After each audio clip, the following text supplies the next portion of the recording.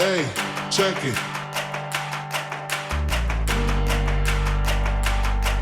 Hey, check it. Put the place up. All right. Welcome back. Here we are, week 3. But before we move on to that, let's review week 2. Not so great for your commish. I did lose the week, making me 1-1 on the season. But looking Thursday night, I thought I was in a great spot. I had Ryan's team. The Sophia Ruxins are pretty. Looking pretty good. We had Kirk Cousins putting up 40 for me on Thursday night, and I said, man, I am looking good. I thought he'd have a big week with Jefferson. He scored 24. I mean, just fantastic. I said Madison wouldn't do that well. He had 5. Feeling pretty good after Thursday night's game. Going into Sunday, I was pretty confident the Jets were going to slow down Dallas. I really thought that this would be run it a whole bunch and just grind the clock on both sides because Dallas obviously has a good defense too, and that just didn't happen. Dak and CD really put it up. They got 26 and 25 points respectively, so TJ really got a lot of points out of them that I just did not think he was going to get. And then you had Higgins showing up against Baltimore from 0 points to 29, so he really bounced back in a big way, despite the fact that Cincinnati's put up almost nothing. It basically all went to Higgins. So very good, unexpected week in terms of my predictions there. Mike Evans, I definitely didn't think he had 29. Him and Baker just seem to have a thing going. So I don't know, maybe they're eating breakfast together. Who knows? C-Mac did his thing, got another 22. He just kind of does what he does, but took 100% of carries. Good luck with that, Niners fans. There is no way he gets through the season if that keeps up. But in terms of fantasy, had a heck of a week again. This is just what he does. Najee also did what he does with 5 points. That dude looks slow. So, really not what I expected. And then I think the biggest surprise, Tannehill putting up 25 against the Chargers. I recognized that it would probably be a higher scoring game, but I did not think it was going to come from Tannehill. I thought Henry might have a good game. If Tannehill did do anything, I thought it would go to Hopkins, but Hopkins only got 8. So missed some there. I guess I'm back on the other side for Ryan. I had John Dotson having a good week. I specifically said he would outscore Yahoo's prediction, which was only 8 or 9 points going against Denver. They're not very good. Surtain rolling over, to Terry McLaurin, Scary Terry. That was what I thought would happen. And they just had an odd game. They really spread the ball out. The running backs in Washington are doing a good job, but nothing went Dotson's way. He scored all of 5 points, so totally missed that one. And I didn't think Jacobs was going to have a good game, but I thought he'd get all the work, and he did. It just only totaled 9 points. I thought he'd be better than that. Even though he was playing Buffalo. Said Barkley would blow up for Zona. He did for 27. Injury doesn't help, but he still played most of the game. Richardson also got hurt, where I thought they could make up some points. He did have 18 before he went out. So, all in all, not a terrible week in terms of predictions, but I did lose and missed that Jet game pretty badly. So, take the loss there, going 1-1 on the season. Now moving on to week 3, we've got Chad versus Cameron. Cameron is the Red Solo Cups, but might need to change his name to the Red DK Metcalfs. He did just make a trade, so we'll be reviewing that. No longer has Cup on his team. So he traded him, but Cameron is 0-2, really needs a win this week. Yahoo does not like him versus Chad. Chad, the baby I like at Pollards. We're going to see how this pans out. I think it's closer than Yahoo believes. But let's go through it. So, kicking it off, this is where the big difference is. Week 3, Mahomes has not looked bad by any means, but Kansas City sure needs to step it up on offense. And there is no better team to step it up on offense against than Chicago. They are flat out bad. Baltimore's secondary and Philly's secondary, arguing to be some of the most beat up, I guess maybe overrated secondaries in the league right now. I'm sure they'll get better, but Chicago is just flat out bad. The Bears have lost 12 straight and in every single one of them allowed 25 points or more every single time. We may not be able to predict who Mahomes is going to pass it to. Good luck with that. I hope Kelsey's healthy, because that will definitely help here. But Mahomes is going to roll. There is no team that has ever allowed more games than 12 in a row with 25 points or more in terms of losses. So they're going for a record. If Chicago allows 25 points or more and loses, they will be the only team that has ever done that. And Fields does not look good. He cannot get through his progressions. He just wants to tuck it and run it. I just cannot see a way that Mahomes doesn't blow up. There are two bad teams that I think are all starts this year. It's the Bears and Arizona. So we'll talk about Arizona later. So I think Mahomes is just a huge advantage here. But going to his meaning Chad's second quarterback. Right now he's got in Daniel Jones. Jones blew up in the second half. He looked like he was going to be a terrible start. I don't know what it was, 60 points or 55 points in a row or something unanswered for the Giants, and then they blew up in the second half and ended up winning a game. I mean, good for them, but they don't look good. I mean, Saquon might be out. I do not trust Daniel Jones at all going up against the skull and bones matchup of San Francisco, who is then paired with Darren Waller for him in a stack. We'll get to Waller later. I just don't trust Jones at all. Frankly, I would start Stroud. Stroud's really gotten off to a hot start. The Texans' defense is not great. I think they're better than they're getting credit for, but they're not great.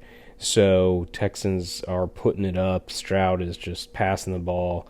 Fun stat of the week, Dameon Pierce had 38 yards after contact this past week. He ended the day with 32 yards. That is, I didn't recognize that was even a possibility, but it is apparently. So, they're going to put up the ball. I think Stroud is the play and not Daniel Jones. He gets the Jags, which should be a good game. I mean, assuming Lawrence doesn't kind of crumple like he did against Kansas City and can kind of put it together, Jags should put up some points and Stroud should have to throw. I don't know. Tough call here, but I would put in Stroud. I actually think it's a better play. So we'll see what he does. As far as Cameron, this is why I think it's an advantage for Mahomes. Jimmy G and Ritter. Jimmy G gets Pittsburgh. Admittedly, Pittsburgh has not been the Pittsburgh of old. They are just okay. They're finishing mid in the pack of basically every defensive stat. But Jimmy G is just, he's at best, he's average. 2 weeks total, 385 yards. I mean, so averaging, 200 a game. And they're continuing to feed Jacobs. I just don't know why anyone thinks Jimmy G does more than 202. I mean, of course, he's got Devontae Adams. So some week Devontae Adams is going to have 3 touchdowns. So maybe this is the week. But that'll be on Devontae Adams, not Jimmy G. So he should be okay. But he ain't going to keep up with Mahomes. And then you got Ritter, who looks terrible. I mean, he looked bad this past week, but did put up some yards. So maybe this is where Cameron can make up some ground. Detroit has been flat out terrible against the pass. Last year, they allowed 6,670 passing yards. Average in the league was 5,700, so 1,000 more yards than average. They were in last year. They look bad again this year. So maybe Ritter might be better than expected. I mean, you got to love this matchup. So this is what you're hoping for Cameron, that, Daniel Jones starts, he gets shut out, doesn't have a good week, and Ritter and Jimmy G can kind of keep up with Mahomes.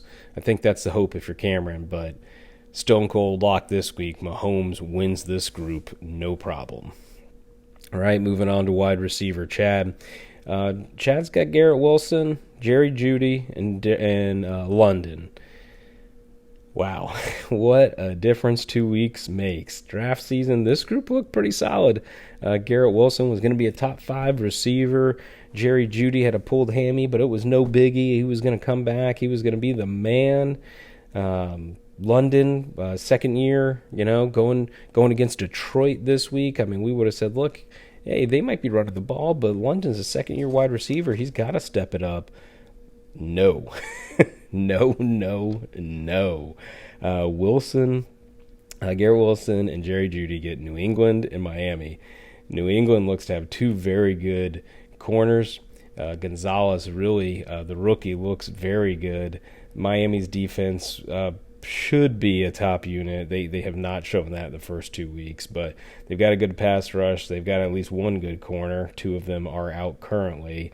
But Denver look like a mess. It's just like last year. I mean, the Peyton effect has certainly not happened. They're still not getting plays in on time. I don't trust Jeudy at all. And London, I mean, yeah, I get he had a good week last week, but that was just luck. This is a running team. They're going to run the ball. The only hope London has is that they're playing in Detroit, and Detroit should put up some points against them. But this is not at all what Chad hoped for in the beginning of the year. Cameron gets Waddle, DK Metcalf, who he just traded for, and Amari Cooper. Here's the highlight, though. When this group's best defense that they face is Denver, man, it's going to be a good week. I mean, Miami has the second highest implied point total on the week. Waddle should feast in Denver. Yes, Surtain's good. I assume they will try to match him up with Tyreek, although they'll probably play a lot of zone. But yeah, I don't care. I mean, Miami's going to put it up. Waddle should have a week. DK Metcalf might score 3 because that's just what he does, but he gets Carolina, who's not good at all on defense, and then Amari Cooper, while Deshaun Watson does not look good. We've talked about this. Tennessee's defense their plan is to stop the run and allow you to pass, that kind of funnel defense that they play. Cooper should have a good game, even if they don't win or it's, spread out a little bit. Cooper's got to have a good game at some point. Deshaun Watson has to have a good game at some point. You're going to want to see them get going. Ford's and Chubb's out.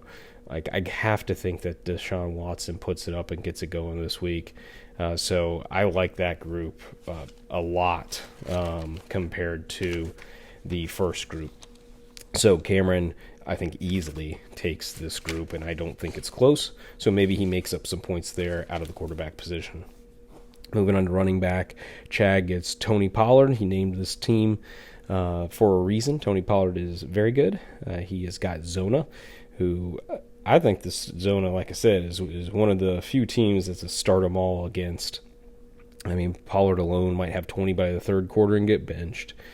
Then again, Zona is only middle of the pack in rush defense, so maybe not. I mean, that's mostly because their offense is so bad, no one really needs to run the score up against them. So that is kind of a concern, but I don't know. You got to pick a week when Pollard's going to break out, and if it's going to be somewhere, I think it's going to be against Arizona. So I have Pollard having a big week. And then we've got James Cooks, not Dalvin, but James. So you got the Buffalo Cook. I'm sorry, I'm just out. I said this pre-draft. I will continue saying it. Buffalo does not throw to the running backs, and Josh Allen and Damian Harris play the goal line, not Cook. Period. I'm done with this conversation. It doesn't matter who they play. Maybe he ends up with 4 or 5 touchdowns on the year, and maybe you get lucky and get it this week, but I have no confidence in that at all. So just kind of out. Moving on, Cameron, he does have Kenneth Walker versus Carolina, which you would hope is a good matchup. And then you've got Dalvin Cook with the Jets. So Carolina is giving up some of the biggest numbers for both rushing and passing yards defenses. So you would think that Walker should go for at least 60, 70 yards would be my guess. And I would think he has a very good shot at a TD. I would almost guarantee that he has a TD this week. I mean, it's really one of those type of weeks. I'm only hesitant because 3 offensive linemen are currently hurt for Seattle. that's concerning for the running game, in my opinion, much more so than the passing game. So I don't know. I'll stick with it. I think he has a good week, but I think that line really limits him in how much he can actually put up. So, and not to mention Carolina's offense is terrible. Don't know why they would need to keep up with anything. Maybe that leads to Walker grinding it out at the end, but yeah, I don't see him blowing up with some 2 TD week. I just don't see that happening. On the other side, at this point, Dalvin Cook might as well be a blank spot on your roster. I am going to guess that Cameron's going to try to pull someone off waivers and start someone else. At least that would be what I would try to do. He's just not in a good situation at all. Besides the fact that he might be declining, the Jets can't score. I hope that Garrett Wilson pans out because of the talent, and I think they're going to have to throw because I don't know that they can run, but they're going to try to run, and they're not going to be in scoring position. Brees is going to get something. I don't know how much, but something. And if you can't get first downs, how much work is either of them going to get? And then let's move on top of that. The implied point total for the team is 18 points. I don't know. I have no confidence in Dalvin.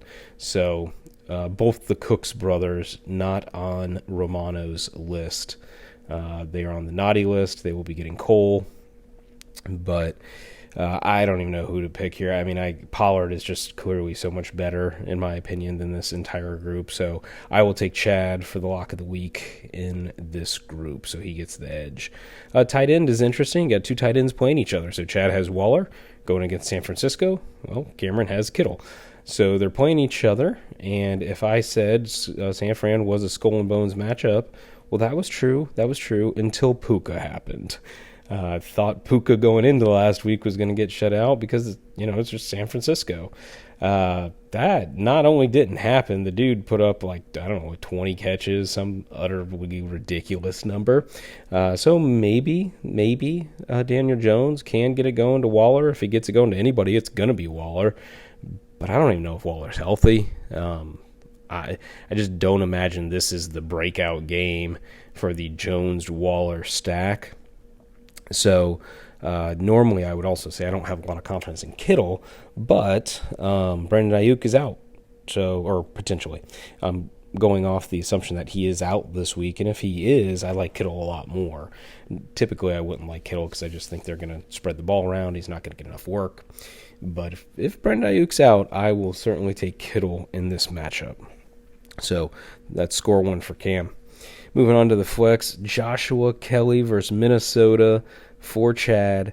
Highest over-under of the week, 54 points. If Eckler is out, this could be a great start. I guarantee a touchdown for Kelly if Eckler is out. I think he will have close to 100 yards. I don't care that he only had 39 yards last week. Minnesota's bad on defense. Minnesota's going to put up points on offense. They're going to have to score to keep up. He's just going to fall into the end zone. I like Kelly a lot this week. This should be good. Eckler plays. That changes it, obviously. I don't even know if he would play Kelly if that were the case. But as of now, Eckler's out. I'm definitely taking Josh Kelly in a very good game. So with all that excitement said, well, the other side isn't bad either. So we've got George Pickens versus Las Vegas. Las Vegas is bad. They were bad last year on defense. They're bad again this year on defense. They are bottom 10 pass defense. They're bad. They don't look good. I don't know how George Pickens doesn't have a good week. Although, while I think he has a good week, I think he's more of a 50-50 shot for a touchdown versus kind of 100% for Kelly. I'd say maybe he's got a chance at 70 yards, something along those lines. So I'll take Kelly, but I think these are two very good players and good plays this week. So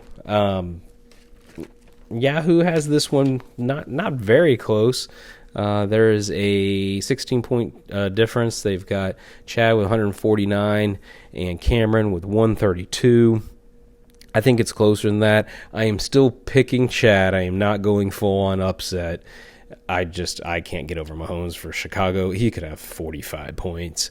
So I will go with Chad for my stone cold lock of week 3, but don't be surprised if this is closer than Yahoo predicts. All right, boys. We are at the 20-minute marker, so a little long this week, but hope you enjoyed it. Good luck. Hopefully see you out someday. Put the place up, yeah, we know what we made of.